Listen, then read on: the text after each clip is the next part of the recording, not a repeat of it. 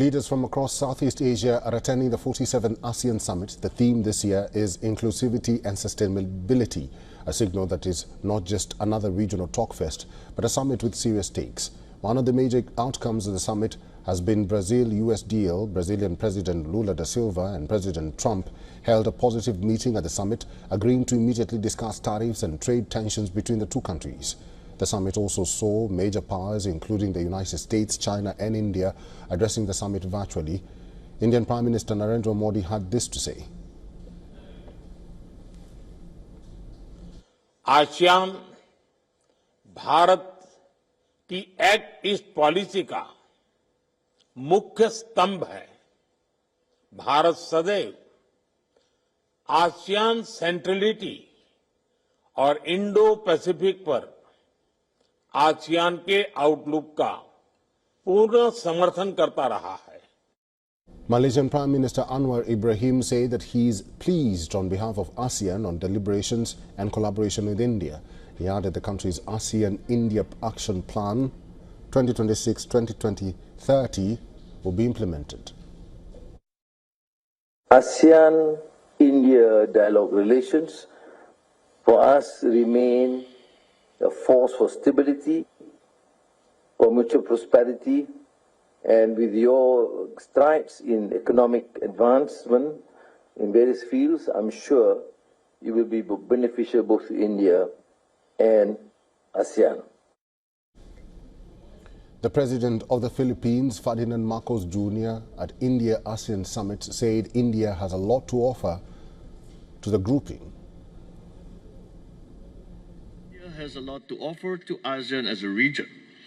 As a committed dialogue partner that recognizes ASEAN centrality through its Act East policy, which stresses ASEAN as a core pillar of its engagement, we may also turn our gaze to India for solutions to our common concerns.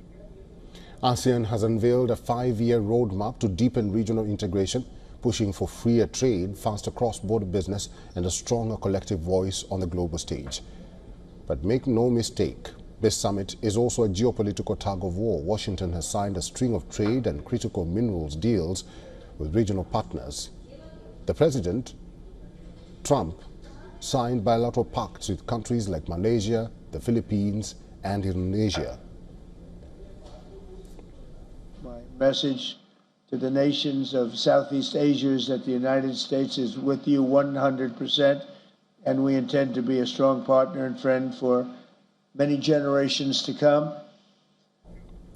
Washington's new deals have triggered a wave of reactions. China has held high-level talks of its own, claiming broad consensus with the U.S. on key economic issues. In the middle of this power play, ASEAN leaders are drawing a red line, insisting that any deals with big powers must not come at the cost of other member states. Thailand and Cambodia signed a ceasefire deal during ASEAN, following a bloody border dispute in July that killed more than 40 people and forced around 300,000 people to flee their homes.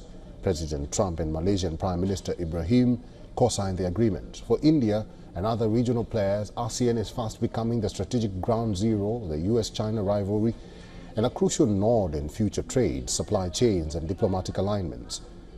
To sum it all up, this ASEAN summit is about power, partnership and a new regional identity. And for the latest, our Assistant Editor for Foreign Affairs, Siran Sibol, has sent us this report.